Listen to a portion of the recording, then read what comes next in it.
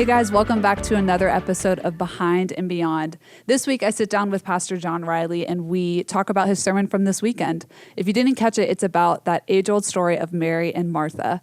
Things you can expect to hear. We talk about what it looks like to cultivate Jesus-filled conversations around our tables. And we also have a great conversation about unrealistic and unexpressed expectations, which is for me something I loved getting to talk to him about. So let's get into the conversation. John, welcome back to the podcast. Yeah, thanks for having me. Yeah, thanks for being Excited to be here. We're happy to have you. I love having you on this podcast because you are an encyclopedia of all things. I feel like whenever we talk about something, you can pull like an analogy or a metaphor or like the fun facts from all of the things, like the Lego tires. I still haven't forgotten that story from when we worked on that content. You have to share that fun fact real quick. Yeah, in our Project 167, our parents' guide that we have on our app, one of the starting points for one of the devotions is about how Lego is the largest tire manufacturer in the world.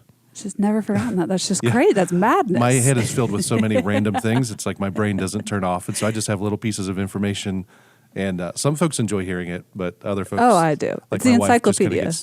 She's like, okay, that's fine. It's a lot. Yeah. So speaking of lots of content, what are some things this weekend you continued the Around the Table series? For anyone who wasn't able to watch, you filled that table with all sorts of things. Yeah. Were those from your own home? Oh, for sure. Yeah. Really? I mean, all the games were ours, all the Play-Doh, the homework stuff, the pizza boxes I was able to grab from the pizza place across the street. I didn't bring that from home. Yes. But the Tonka truck underneath, all three of my boys have played with that thing. The backpack was my one son. So yeah, all that stuff was legitimately ours. It was not props. It's like, this is what our table at any given time can look like. It's very full.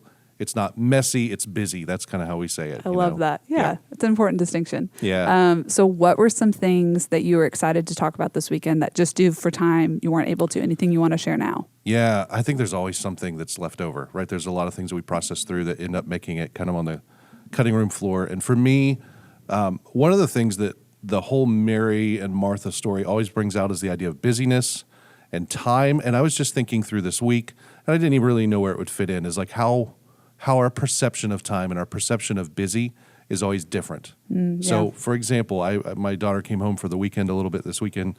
She's a sophomore in college. I was driving her back yesterday, and she was talking about how busy she was. Oh, yeah. And I remember thinking in college how busy I was. Oh, yeah. And then I got married, and now I had to introduce somebody else's busyness into mine. And I would look back at college and think, why did I think I was busy? And then we would have kids. And then we'd think, why do we think we were busy when we didn't have kids? And then we'd have 2 kids and then 3 kids. And we're like, your perception of busy is always so off, right? And so one of the things that Allison and I have talked a lot about over the years in being married is the difference between finding time and making time. I think we live a lot of life where we're trying to find time for something, to find time to date each other, to find time to spend with our kids, to find time to sit down and talk about something that's really important to us. And we've just discovered that you never find time. You're just always busy. Yeah. So we have to make time. We have to be very intentional about it.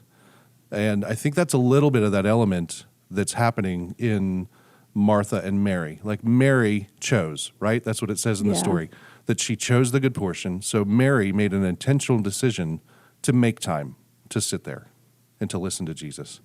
And I think Martha's probably one of those people that tries to find time. And that's a big distinction. Yeah. And so if we're just not intentional about it, we just kind of drift through life, and before we know it, it's a few weeks, it's a few months, maybe even a few years later, we're thinking, why did we never do that? Yeah. Yeah.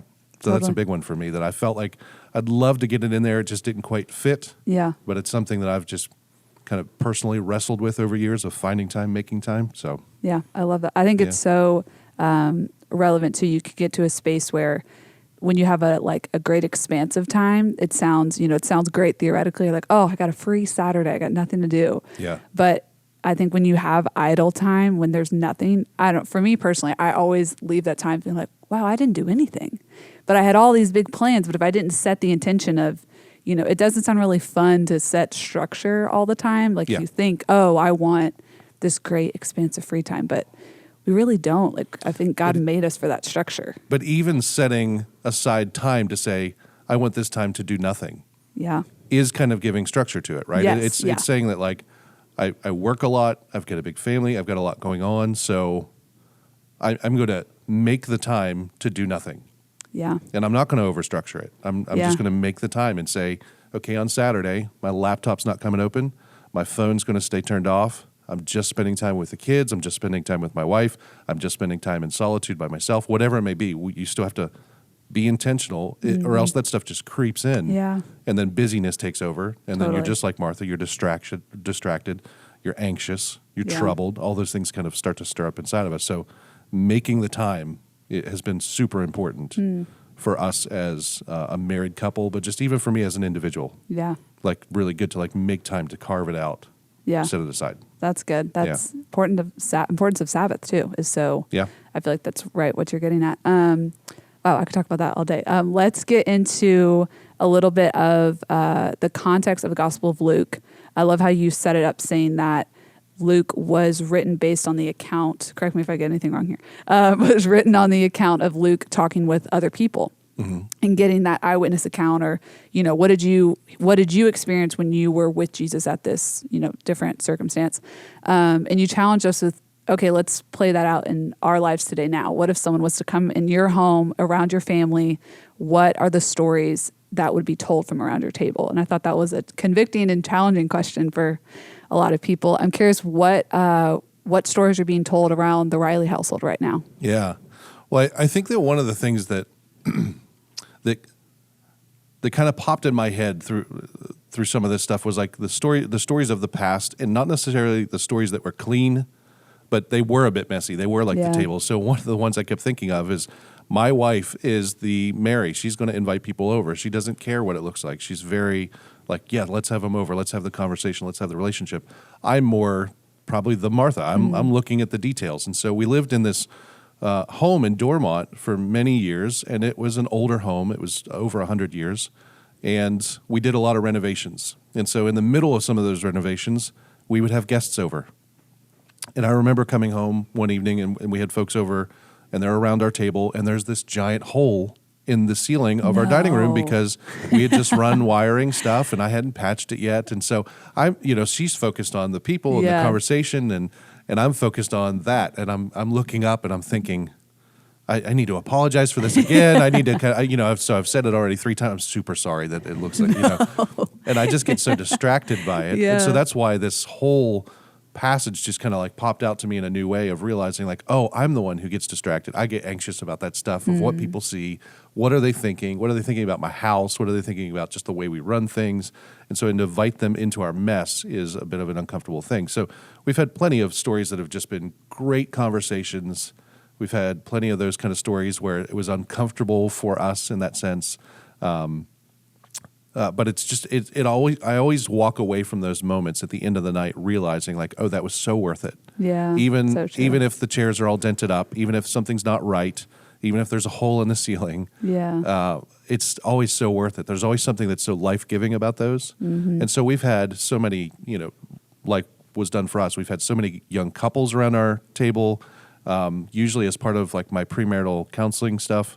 When I'm getting ready to do a wedding, I'll invite them over to have dinner with my family so they can see what a family looks like and see us interact with our kids. And then kids will go off and go to bed, and then we'll stay up and we'll talk with the couple a little bit about some of their thoughts of the future and things like that. So we've used our table even in that sense of just doing what Tom and Sandy did for us and allowing us to come in and just see it and experience it. So, we've got lots of great stories, but they're not always the smoothest, cleanest stories. Yeah. But that I think is so true. You're getting at that heart of you're not inviting people to your table, you're inviting them to experience Jesus. Yeah.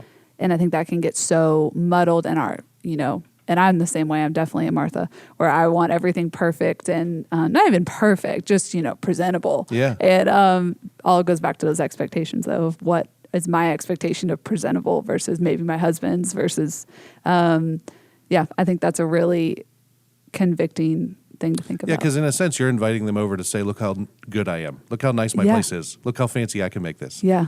And we miss it. Like that's Totally. the invitation is to come over and have the conversation. And then the conversation is really to like look for how can we talk about faith? How can we share who we are? with these folks in some way. So Yeah. it's a hard thing to lay down. Yeah. For sure. What are some ways? I love that you led us into thinking through prayer and how it's like you're inviting people over who aren't believers. You can be praying before they get there, over them for sure, and then like starting the meal with that prayer around the table. That's a great way to, lead people into, hey, we are a family of faith. What are some other ways you have seen a kind of, maybe not always a natural way, but just a way to kind of lead people into conversations about faith who aren't exactly comfortable with it? Yeah, I think that there's something about our maybe like modern kind of Western Christian culture that we're very timid with our faith. Yeah. And when I look in the scriptures in particular, like if you look in the book of Acts, they never pray for the things that we pray for. They don't pray for safety and security. They don't pray for money or possessions or things like that. They're always praying for boldness. Yeah, and I think good. that the boldness aspect is something that we have lost, right? And so it's not a matter of like, I mean, if anybody would get to know me, they know that like I'm not a master of conversation. Like that's not who I am. But I'm never afraid to share what I'm really passionate about, what I really love. And so, I'll be praying in my mind. I'll be looking for places where I can insert that. I do think that prayer, the kind of opening prayer of a meal, it does really open a big door. I'm saying like, oh, these folks have some faith. And so now that door is open, as the conversation goes on, is there another place where I can kind of share my own story? And it's a little bit of what I even did this weekend with the sermon of being vulnerable. I felt like to share, my upbringing wasn't the greatest. There was a lot of chaos growing up, but this is what Jesus rescued me out of. And so what I really love in the scriptures, 1 Peter 3:15, he has this line in there that it's kind of a verse that a lot of people know that talks about always be ready to have a defense for the hope that's within you. And we've kind of made that verse like very academic in the sense of saying like, well, people are going to ask you hard questions about creation or evolution, or they're going to ask you really hard questions about the end times, and you have to know all the answers for these things. But what it actually says is be ready to give an answer for the hope that's inside of you. So that means that you're living in a certain way. It means that you're talking in a certain way. They're going to see something in you that exhibits hope, and they're going to want to ask that question about like, well, what's different about you? So it's not always you trying to insert some sort of, here's a place where I could say a Bible verse. It's just kind of living your life the way that we're called to live, having the conversations kind of flow naturally. Yeah, and the power of your testimony. That's just that I think we can overcomplicate. But it's like people love, a story of hope that is the hope that's within us is so much more valid than anything else that's so surface level. That's it. They can have all different kinds of arguments, but I think that we even say that through our rooted stuff is like the one thing they can't take from you is your story, right? That's the hope that's inside of you, and just look for ways to talk about that. That's really good. Yeah.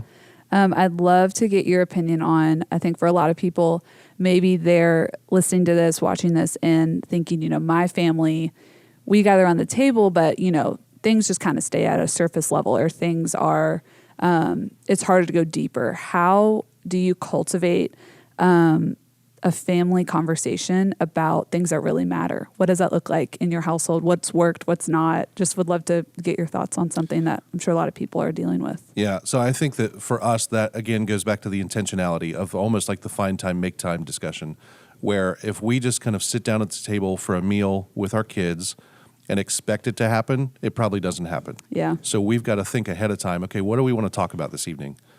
Is there a Bible passage that we want to talk about? Is there a hard kind of cultural topic that we want to talk about? Is there something that happened in their day that they need to talk about? And so we have some real intentionality behind it. We don't just let it happen. And of course, again, you can have your plan. You can have your expectation of where the conversation is going to go, and it can completely go in a different direction. Totally. But the fact is that you're working to make the conversation at least begin and happen.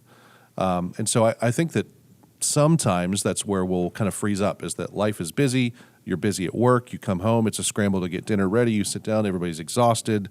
And, you ask your kids, how was school? And they just say, good. And then that's all that they give to you. Yeah. So like doing the hard work of pulling that out of each other and pulling that out of your kids, it takes a lot of intentionality to kind of get there. And even if you don't have kids, of pulling that out of each other. Yeah. Because you come home from work, you're exhausted. It's the same thing, Yeah. right?